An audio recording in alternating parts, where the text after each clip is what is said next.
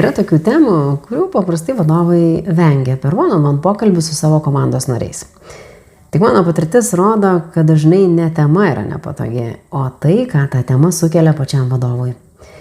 Atlygio tema nepatogi, nes galbūt vadovas nėra galutinis sprendimo priėmėjas ar neturi tinkamo atsakymo komandos nariui.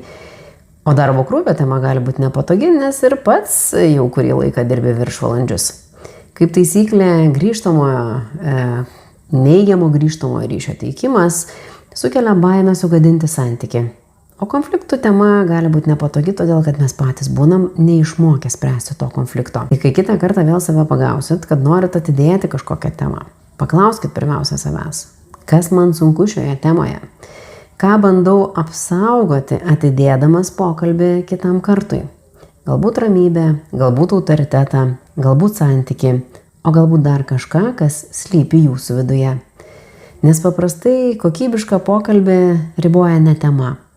Kokybišką pokalbį labai stipriai apriboja mūsų nusiteikimas, intencija, atvirumas ir gebėjimas būti pažeidžiamais.